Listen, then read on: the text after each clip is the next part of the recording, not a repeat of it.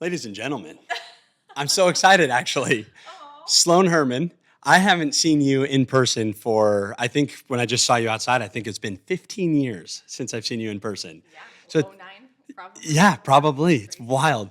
It's so fun. I'm super excited to pick your brain because for everybody listening, Sloane and I go way back. We went to high school together, old high school friends. Go Wolverines. Yes, shout out to Chaparral.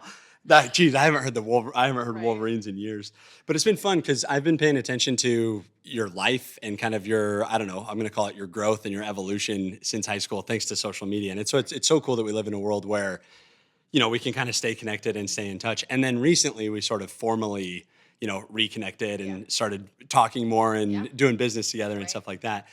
But for everybody listening, Sloane is somebody I look up to because you're a hustler, is what I'm going to call it, and you wear so many hats. You're an entrepreneur, you're a small business owner, you're a chief marketing officer, you're a mom, Yeah. you're a wife. Yeah. You do so many Yeah. things, and I am just so excited to learn a little bit from you on how you juggle it all and how you're just crushing it. So where I want to start, if you don't mind, is I'd love to know because it's like I said, I knew you, 15 years ago, 20 years ago, probably for the whole Yeah. time through high school.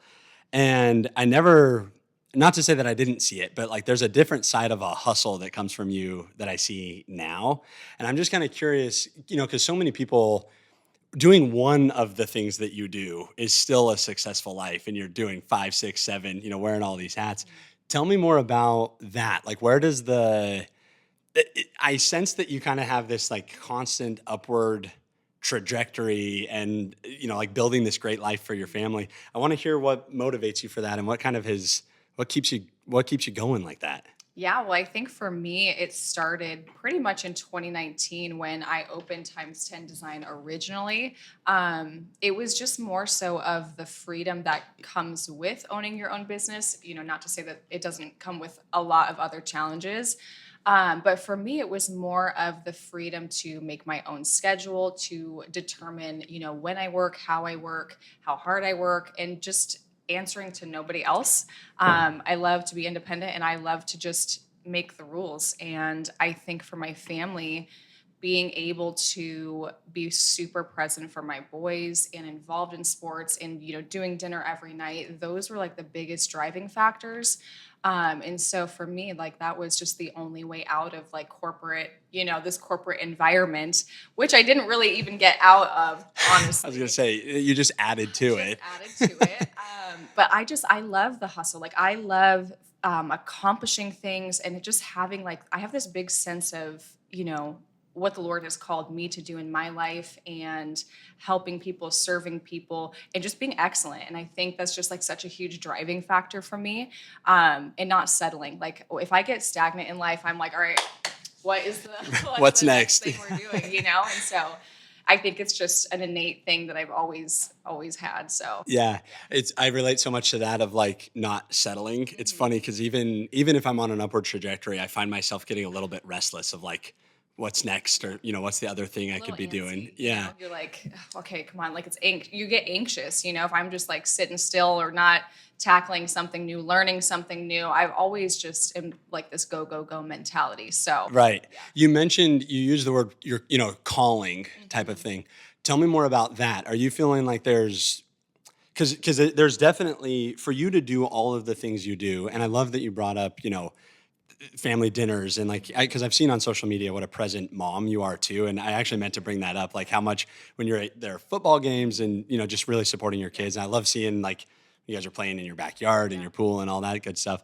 But tell me more about that, like how the family ties into you know this growth mentality that you have and the calling for it, because I think that it's interesting generally speaking, there's kind of like, the male and the female roles in Hmm. households. Yeah. And, a lot of times, and it's not good or bad, but a lot of times moms are very happy to, be wearing one or two of Yeah. those hats. So just tell me more about that. And I think it's interesting that you use the word calling. Hmm. Yeah. And so it's like you said, like, I think there's this like stigma for moms that if you're not, working and juggling a full-time job on top of your kids and being present for your kids, like it's just such a double-edged sword, I think, for females. And I remember this one moment. I was in the financial space. We were at an event, and I had a older gal, come up to me because I had just had Cam, our youngest. And you have how many kids? I have two boys. Okay. Yeah, two boys. And so we had just had Cam. He was probably 2 or 3 months old. I'm working this event, and she comes up to me and says, "Don't you think you should be home with your kids?" And it made me so mad, because it's like, you're like damned if you do, damned if you don't. Like, if I stay home, society looks at you different, like you're not doing enough, and that's not a real job. And then if you're working, you're not present enough, and you're not a great mom. And it's just like this, you can do both. You can do whatever you want to do. And I think that's a huge driving factor for me. And that was just kind of a pivotal moment where it was just like, I can do whatever I want to do, and I can do all of them really, really well. Yeah. And so for me, it was just like, you know what? Like, I want to do everything. Like, I don't think that I have to, just stay home with my children to have this, sense of purpose or work full time. Like, I can do everything that I want to. So I love that. And it's what a great takeaway that you can do both. And what an interesting, because I think, dads, we don't have that same societal pressure. Like, if I'm away from the kids, it's kind of expected, even though it's still hard. Your pressure as a dad is like to provide for your family. And so like you guys work your 9 to 5 or whatever that is. And then, you're a good dad, and that's pretty much it. You're providing for your family. That's like society's standard for men. And so it's just interesting to navigate. It's just a little. Oh, I can't imagine. It's like a bias. So. Yeah.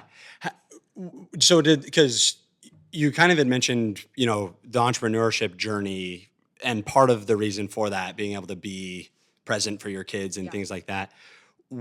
Walk me through the timeline on that. Did you already have kids when you started Times 10? You did? Yeah, so Times 10 pretty much founded at the end of 2019, still in corporate America. I was still the chief marketing officer of a couple different financial firms. But I had moved to a virtual position. And so for me, I just found that, being efficient in that left me with a lot of more free time. And I just started dreaming and like thinking, what is next? And so that's like, I think the Lord put that on my heart to start Times 10 Design. And I was like, terrified out of my mind. I'm like, really? Like, how do you do both, and bridge that gap and have, there's just not enough hours in the day. And so it's a hustle. Like that first year darn near killed me. I was just like, oh my gosh, this isn't sustainable. But you look back and it's like, those were such great moments and so like character building, I think. And for my boys to see like how hard you work when you want something and you believe in something, like I love that. And to have them involved too, like helping me load up the cars and like all of these things, bringing them in on the business side of things was super cool. Well, and how powerful, because I want to learn more about how you're balancing all this and the juggle, because I can't imagine the pressure and like the challenges there, but also how neat and powerful to be that example for your kids too, of, that you can do it all and you can chase big dreams and do hard things and things like that. So I'm curious though, how do you balance it, or do you?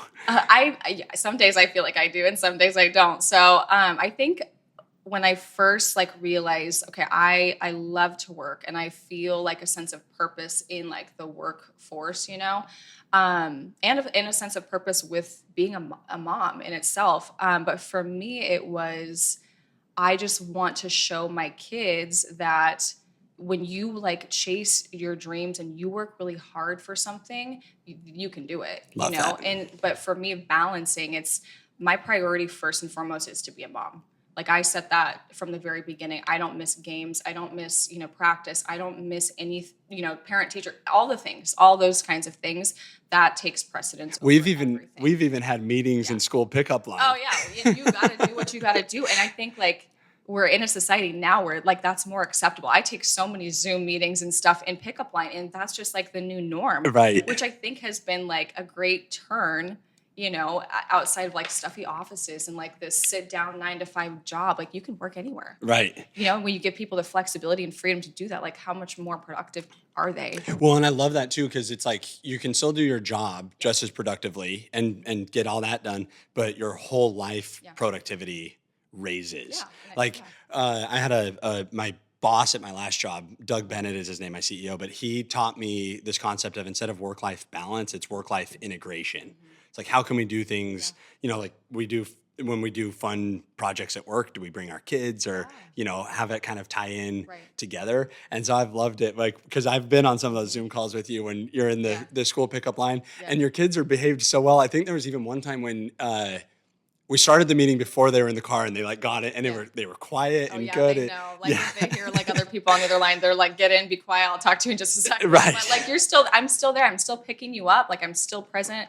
No one picks up our kids. Like we pick up our kids every day. Right. We just made that a priority. So like you still get to be there and still do both. Does Mitch, your husband, does he work a 9 to 5? Is his work schedule more of the standard? His schedule he's virtual now. So, when we moved to Arizona, he went completely virtual. And so he works on different time zones, like throughout the world. And so he usually has to get up about 5, ends the day at 3 or 4, and so his schedule's a little bit different and a little bit more demanding. So his travel is different. He's going to different continents and things like that. So it's just a balance. Just hustling everyone. All right, you're traveling here. Okay, I'm traveling the following week. Like we just got to work it out. So but it's fun because it's just like we get to do what we love doing and then be like great parents. And, right.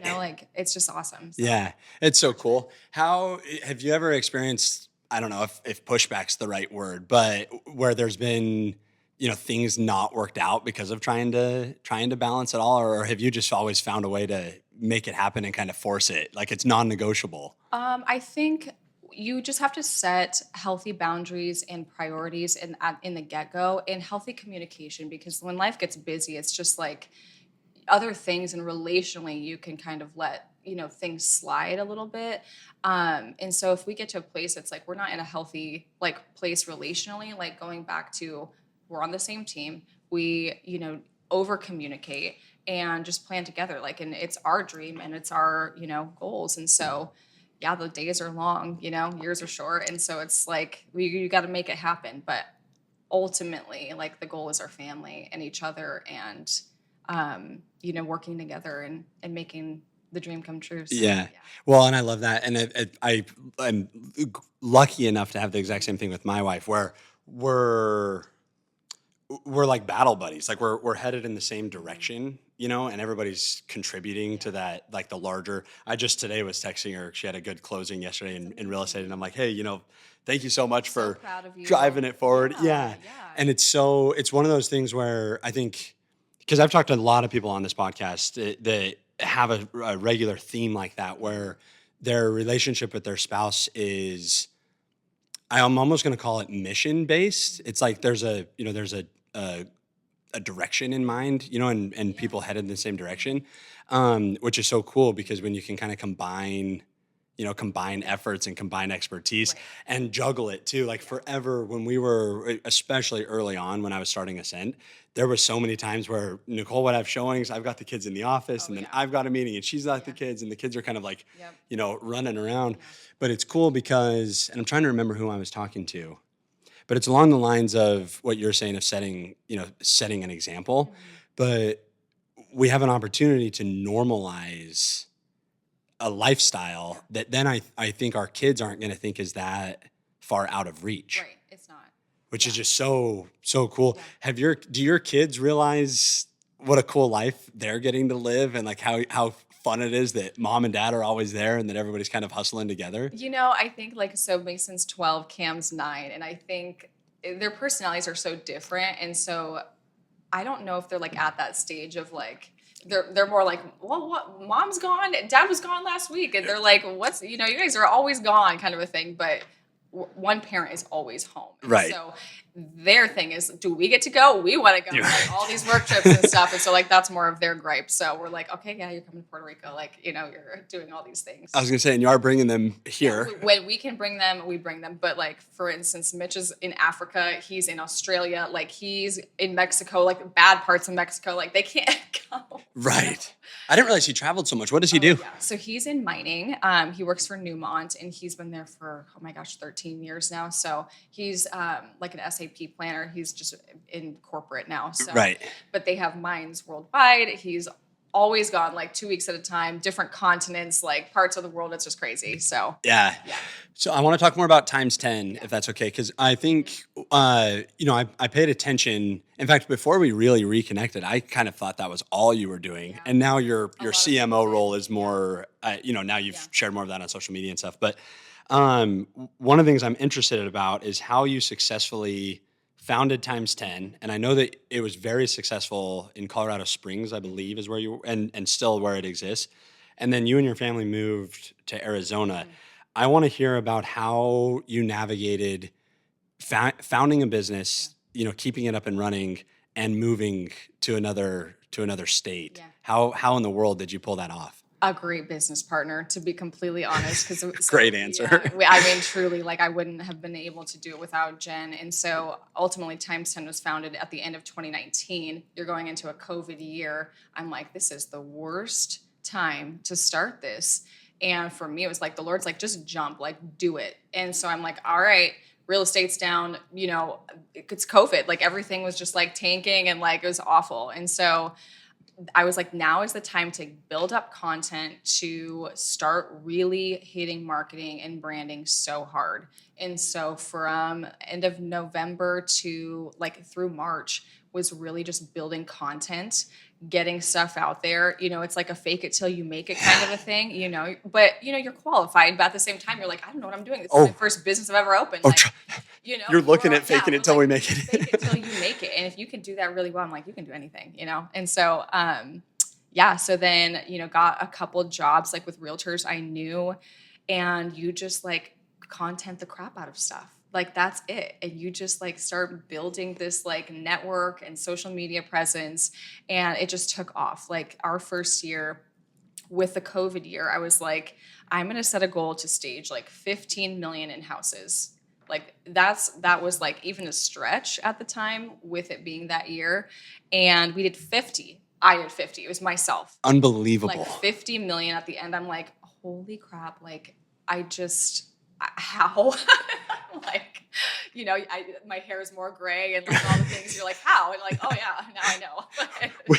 we just quick anecdote. We just took new headshots at Ascent, and my team was giving me a hard time about how different I look. And the older one's only 3 years old when we first started it, and I'm like, well, yeah, I've aged. Yeah, we all. Yeah, and it seems when you're an entrepreneur, you age days. in dog years. Oh, totally. Yeah, totally. So, just like these huge milestones, and had Times 10 for, through 2022, made the decision to move to Arizona. And at that point I was like, I can't sustain a Colorado business without a proper partner. Right.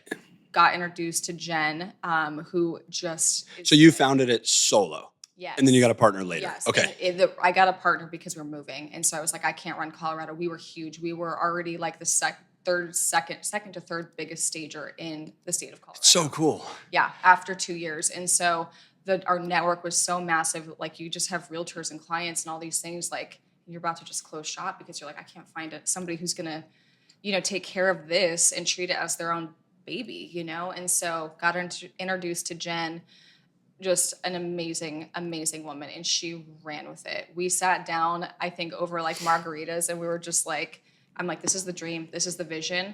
And she's like, I'm in. Like, and she's been 100% in and has just taken it to places like I don't even know if I could have. So it's just so cool. The right partner and, collaborating. Like collaborating is huge. Right. So. Yeah. Geez. And I've seen that 1,000 times in my life.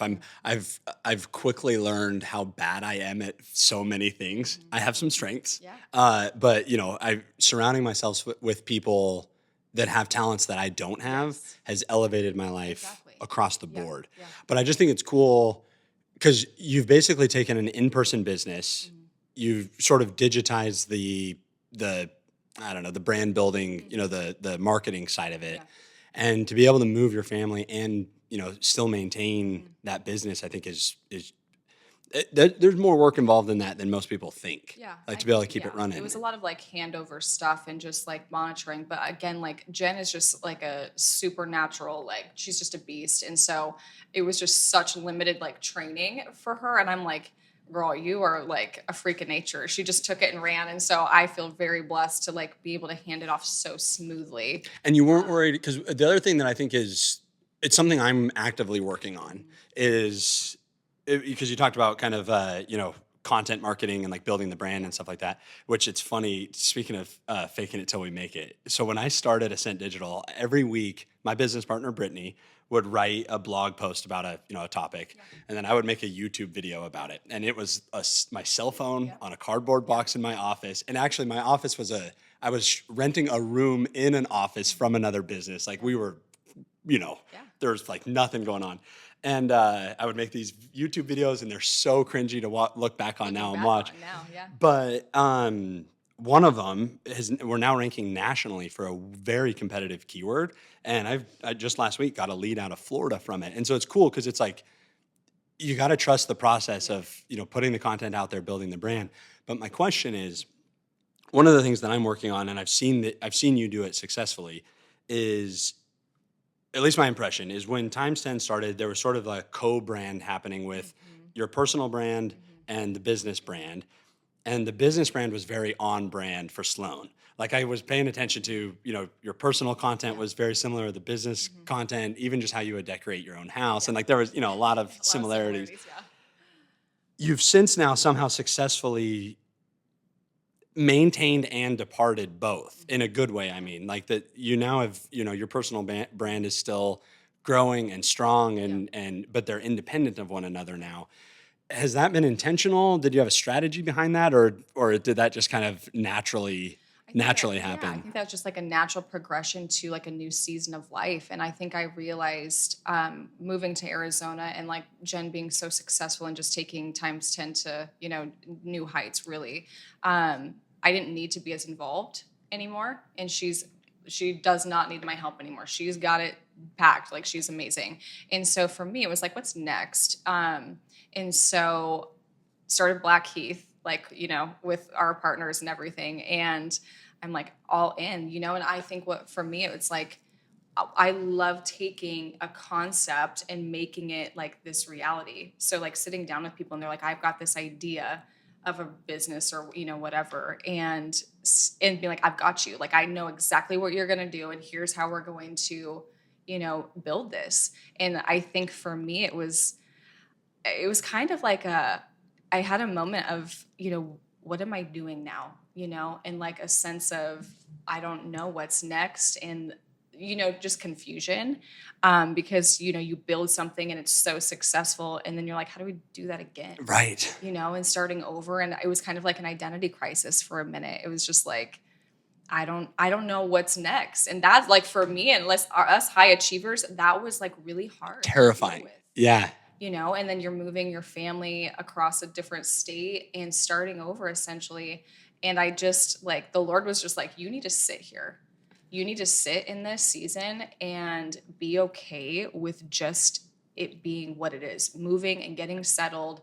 And that was so hard, but it was an important lesson, like for me, being always go, go, go, always on. I just needed to sit and to be present in that minute, And Yeah. so now it's like, okay, yeah, what's next? And like when you get that, feeling you're like ready to go, it's like, okay. And then Blackheath started, chief marketing officer of yet another financial firm and a brokerage at that. And so I'm like, I don't even know like what I'm doing some days. And it's like, you believe in the people, you believe in the direction and the vision, and you just go and you just do it and you make it happen. And so like, that's kind of what I'm all in on right now, and building advisors companies. And that's like so cool and so fun.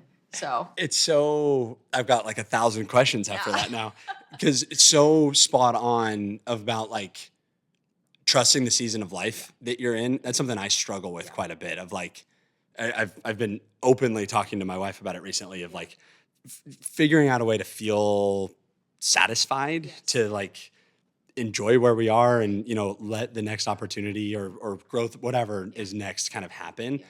Yeah. With you being, and you've also mentioned kind of faith and calling and things like that a few times. And don't let me forget, I want to talk about how Blackheath happened. So don't let me get too off track here. But that kind of like moment in your life with the move and changing and things like that, do you think that your ability to sort of settle into that was due to faith, and that you trusted that there was another thing coming and that you needed to just like stay open to it? Or how did you, because I struggle so bad with the waiting game, so to speak. It's hard, and I think especially like when you, so like I'm super big into like Myers-Briggs and like Enneagram and stuff like that. It's like when kind of like your personality traits and ticks and whatnot, you like learn so much about yourself, and like we're very similar. And it's always like, what's next, and micromanaging and very controlling, I would say. It can be Sometimes to a fault. to a fault, yeah. And so for me, it was like we had just moved, like we sold all our furniture in Colorado, hardly had any furniture because it was like still COVID. Everyone's catching up, and I'm like stressed out. We don't have like,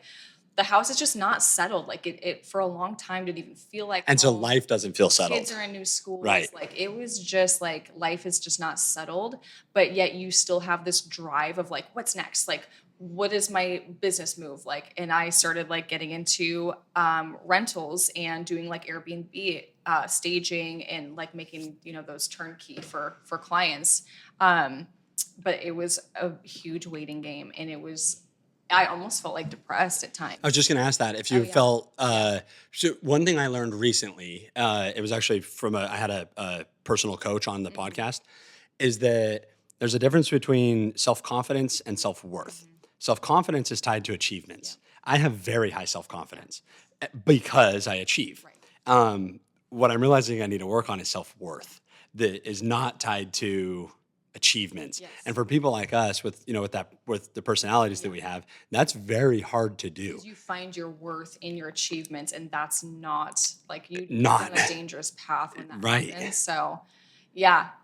Because I'm just kind of curious, like I can see how that chapter in your life could feel a little I don't know if unstable is the right word, but I would feel like, I'm just curious if you had self-doubt or, second guessing the decisions to, move and see, or were you always kind of like, coming back to the faith thing, like knowing that this is how it's supposed to be? Tell me, how did it really feel? Yeah, I mean, because I knew like we were supposed to move to Arizona. Like that had always been a dream in my heart. I think the timing was hard because for me it was like, God, why would you make me start this company? And now I feel like in a sense kind of like pulled away from it.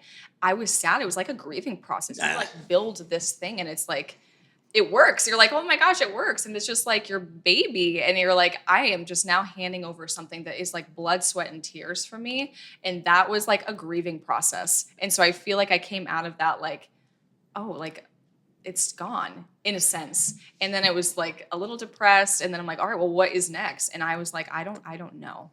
I don't know. And for me, I think my faith got me through because it's like, God was just like, I know.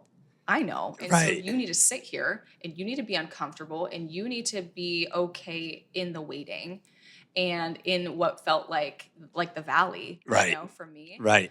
And he's like, I've already got it figured out. So stop, like quit your complaining and like quit your crying. Easier said than done. But like when you realize that, you're like, okay, I know what's coming. And I told my sister and my best friend, I'm like, I am just in a season of waiting. And I really got to a point that I was okay with it.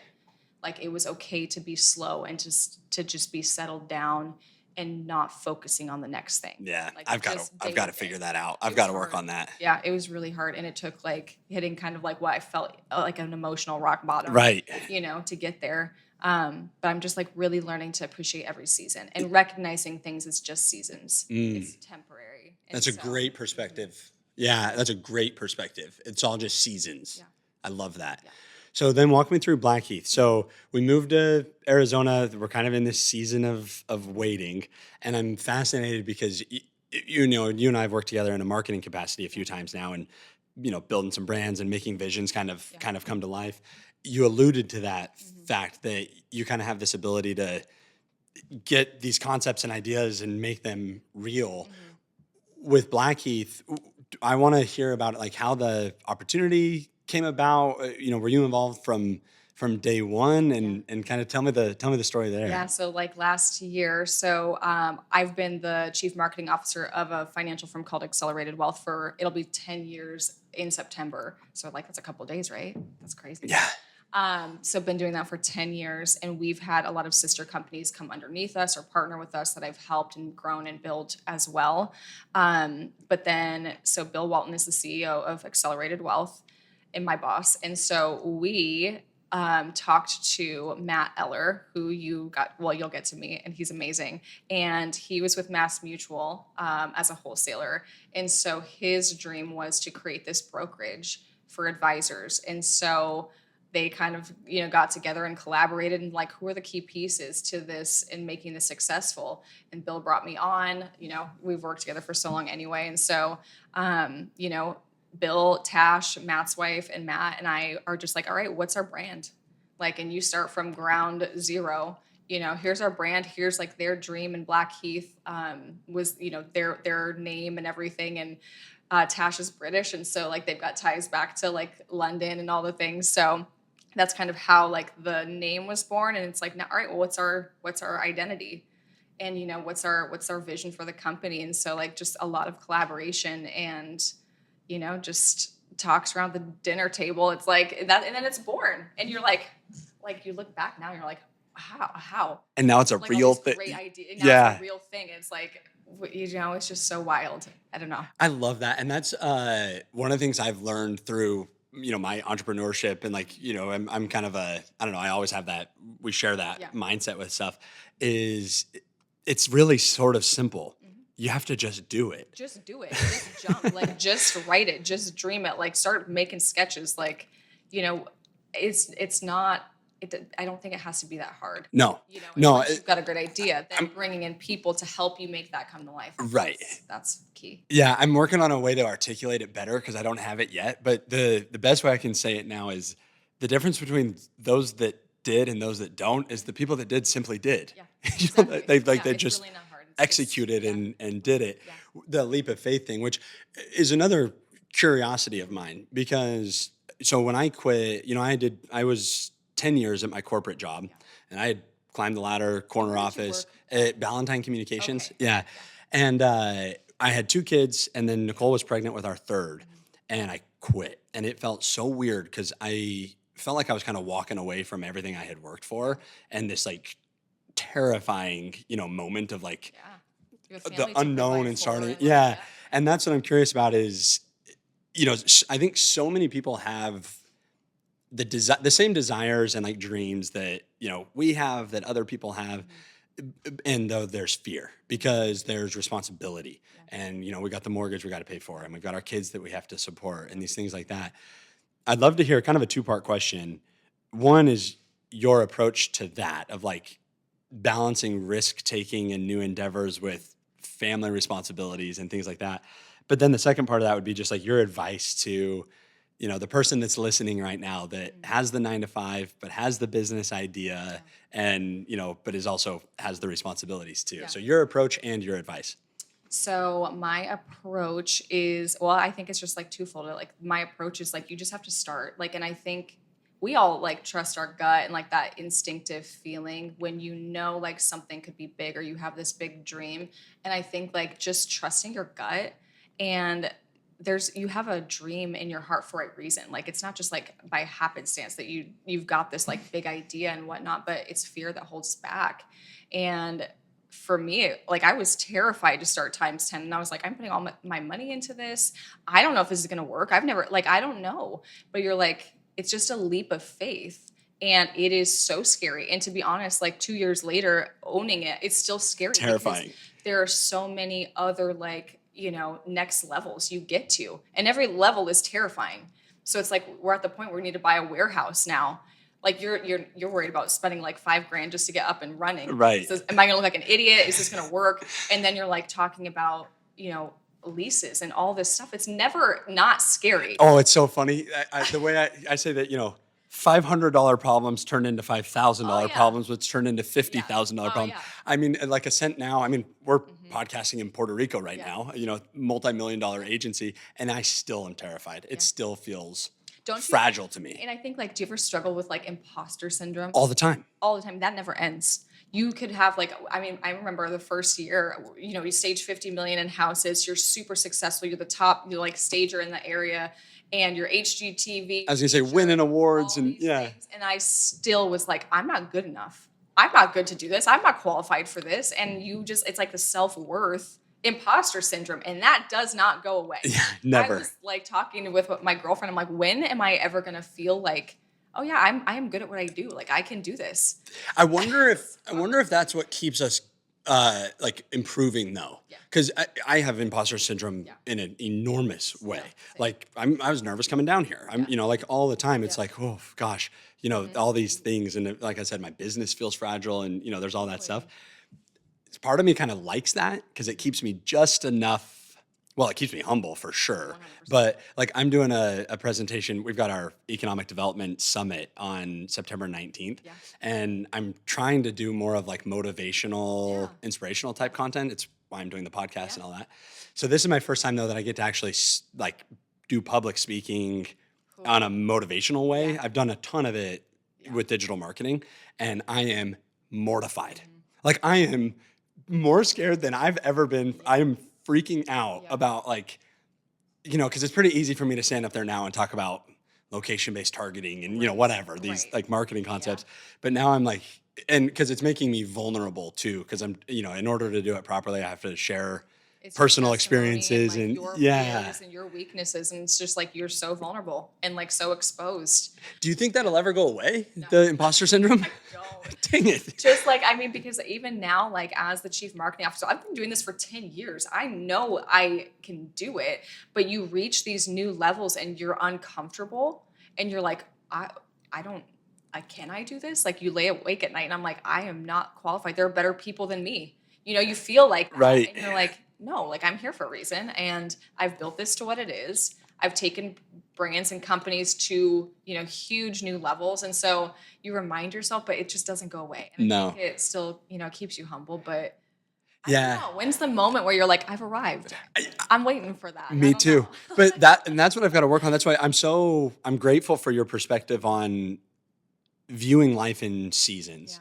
Because then I've been struggling with that. I've been telling my wife like, how come I don't feel like satisfied or like proud of what I've built? Because by every measure, extremely successful. Right. Like and if you would have told me when I quit my job 3 years ago that I'd be sitting in Puerto Rico podcasting with you, I'd be like, there's no way, Yet still there's this, and I think maybe for me it's more insecurity than imposter syndrome. It's more of like, I'm realizing how hard I've worked to build all this and how quickly it could all go away. And so there's this like constant tug of war of I need to work definitely on appreciating it and like being proud of where I am and still growing and moving forward and figuring out that balance I have yet to do. Yeah, it was so like, how do you measure success? Like, and that's like a personal question to everyone. I don't think it's like a cookie cutter answer. It's like, but what is success to you? And like when you set those, goals or whatever that is, like by this, time, we all set business goals and things like that. But like ultimately, if you were to die tomorrow, like what is success for you? Right. And Yeah. that's like such a hard question. So I've got an answer for it. Okay. So I had his name's Dr. Doug Miller. He's a psychologist, and I've had him on the show a few times. And he taught me that the best way to measure success would be to first we have to define what our values are, like what's important to us. Build a life that's aligned with those values, and then if we're living that, then it's successful. Which that's what's so cool. That's why I've been so inspired by your journey, and because you've mentioned that a few times, in different ways, but like starting your business so that you could have more time with your kids and like, moving to Arizona for the different lifestyle and whatever, that is successful. What I don't know is why we don't feel it. Because by every definition it's there, but like to see the life that you've built, so that you can do all these things. And that's why what I think is so remarkable about your story is it's the CMO, it's the entrepreneur, it's the mom, it's Yeah, the yeah. wife, it's all of these things, and to do all of them really, really well. But I Most can, days.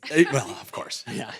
But I can tell from talking to you though that it's been intentional, Yeah. like that you've purposely designed a life around that so that you can have these Yeah. things. Is that a safe It's totally assumption? fair. Like you make goals and you make decisions based on your goals, your morals, it's like what is your brand? Like what do you stand for at the end of the day? And like I think everything comes after that. And so like for me it's been family, like my boys, my kids, like working hard and creating a life like for them, for our family that allows freedom and changing other people's lives too. And like when you just get that out and like it's like your family vision, like what is your family's mission statement?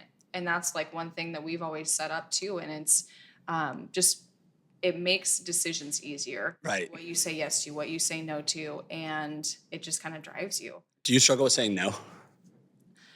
I would say I did before. Yeah. And now for me, I have been like definitely in this season of like protecting your peace and protecting what you've worked hard for. And yeah, I don't know. I don't think now. I think before I definitely did. You want to take on everything. You want to make everybody happy. But now it's like, no, like you go back to what are my priorities? What really matters? And then if it doesn't align with it, it's like, no, I can't. I don't have the time or energy, or I can't dedicate resources to that right now. Right. Yeah. And so I don't like saying no, but I'll be like, maybe not right now. Right. I can't do that right now. So I struggle with it. And I think it's still I think it probably comes back to some of that imposter syndrome stuff. yeah. Like for me, I have to genuinely not be able to do it for me to say no, which thank goodness, luckily now is the case a Yeah, lot of right. the time. Like I Too sincerely busy. don't have time. Yeah. But I like that I'm working right now. I'm trying to not have meetings on Fridays. Yeah. So I've got a calendar item blocked and it's like no meetings, whatever. And I've been successful like Yeah. 50% of the Right. time. But for me, that's a huge And that's a success in huge itself. win. It's like Yeah. so these little milestones and baby steps. Like you don't have to have it all done right tomorrow. But you're like, okay, most of my Fridays are free, Right. And then eventually they all will be, Right. And so Yeah. Yeah. Because I'm trying to That's- figure out how to work on the business more than in it, Yeah. which is a whole nother, we could have a whole podcast on that. yeah, exactly. Right. Tell me more about, your intentionality behind how you're raising your boys and kind of your hopes and dreams for what you're wanting to instill in them. I think for Mitch and I, it's just always about working hard and listening to your gut feeling and staying close to the Lord. Like we were bringing them up to know Jesus and have a relationship with Him. And I think like for us at least, that's when you have that, like He will direct your path straight. And so faith is huge for us. And then just working really hard and doing it in a way that serves others. And so I never want to raise boys who are selfish, and I just want them to know what it's like to give back and to change people's lives and to make a difference. And so I love sharing stories like little success stories and things like that, or people like I interact with. It could just be some random stranger and like instilling those morals like in your kids. Like that's what makes good humans. And I think all of us just want to raise good humans at the end of the day. Yeah. 'Cause That's there's a lot of successful. crappy humans out there. There's a lot of crappy In humans. this Yeah. crappy world. And so it's like let's just raise like really great kids and people who love people. Right. So You mentioned earlier this idea that for people, if people listening or anybody really in general has a hope or a dream in them, that it's there for a reason. Yeah. Will you elaborate on that? yeah, I think, well, again, back to faith, it's like the Lord calls us to certain things, and He's got a specific calling on my life, on your life, on our kids' lives, on your kids' lives. And so when you realize what that is, like your calling is not my calling, and vice versa. And so, to run with that and to trust the process and to trust that the Lord's going to carry you through that and He's going to see it through, and you just work hard and, you know, you follow through. Like it's taking the leap of faith and following through with that desire in your heart. Almost like, because you're almost implying that you have an obligation. Like because if you've got a hope or a dream in your heart and you believe that that's a calling, that that's coming from Or a purpose, like what we can call it whatever. Right. But yeah. that you then almost have a responsibility to live that out. Yeah. I you mean, know? could you imagine if you woke up and you were like, I have a calling to like cure cancer, and you knew like you could do it, and you could like, wouldn't you follow through with that? Right. Like, because you don't know what's on the other side of, or starting a scent and starting your podcast and all these things. Like, you've probably gotten to meet so many cool people and changed so many lives, and like your influence is huge. Like you never know like what ultimately that's going to lead to. Yeah. Yeah. No, and it's cool because when you can, talking about coming back to the overcoming the fear Yeah. thing of, taking these leaps, when you reframe that as a calling or a mission or whatever it is, um, it almost removes the fear from it because then you're like, I have to do this. Like, I definitely have a belief that, we all have unique talents Yeah. and that they're meant to be shared. Right. And it's been so cool for me, like, through the podcast and the business journey and things like that, when people send me, and my running really, but when people are sending me, You're running, it's a whole other yeah, podcast. but when people are sending me like, that they're running or that they did this or whatever, I'm like, oh my gosh, how fulfilling to know that I'm, that people are hearing it and getting Yeah. a little bit better and these things Yeah. like that, because I really do believe that we can all, it's like the idea that rising water lifts Yes. all ships. But I love your perspective on a calling, that it is a calling, like if you've got this hope or this dream in your heart or your soul, that it's coming from somewhere and you need to listen to it. Yeah. Because I think there's one of a strong belief I have is that people are capable of so much more than they're letting themselves. Like, if people had any idea like how far they can go and how capable they are and these things like that, then they wouldn't even be afraid. They would just leap. But I'm hopeful that idea of that it's a calling, you know, it can help overcome some fear and actually like make those leaps and do it. Well, and I think too, like, I mean, if you have that and you listen to that, like, it does eliminate a lot of fear. Like, I mean, not all of it, Of but course. a lot of it. And so I think for you and I and like a lot of people, it's like, I would be so terrified to be at the end of my life and look back and be like, I had such a mediocre life. That is such a fear of mine. Or like I settled. Right. Or like at the end of like the pearly gates and whatever you believe, but and God's just like, you missed the mark. Your I've life heard could have been this, and this is what I had for you, and you were here because you were afraid or you didn't believe or whatever it is, and it's just like, oof, that's a scary thought. terrifying. Terrifying. I'm gonna butcher it, but I saw a quote a while back that was basically saying, "Hell is when who you are meets who you could have been." Oh my gosh, yeah, that gives me goosebumps. Could you Like, imagine? no, I can't. Like, leave it all on the table, but it's also exhausting to do that. Yeah. And I think there's like such a balance too, because like I remember, I cannot remember who told me, but it was just like making sure you know what your purpose and mission is, because like you and I can easily get caught up in the business side of things and chasing greatness and all these things. But it's like, if I get to the end and God's like, look at all these moments with your kids you missed. Right. Whew. But you're like, then how do you do it all? Yeah. And like, it's just, That's where your seasons perspective is so valuable though, because, and I'm going to take that away from this one of like, it's okay to have that season of rebuild or the season of wait or the season of enjoyment, Hustle, the season of grind, the season all of, the things, yes. whatever, Yeah. because like, my wife and I joke, we're shamelessly right now in our family phase. Like we're all coming, everybody's coming. Which I love, by the way. Like, seeing you guys take you have small kids. Yeah. And I'm like, these kids are so well behaved. They're like little travel junkies. And I'm like, they're all over the place. Like, how do you Well, do it? remember, you just get the highlight reel.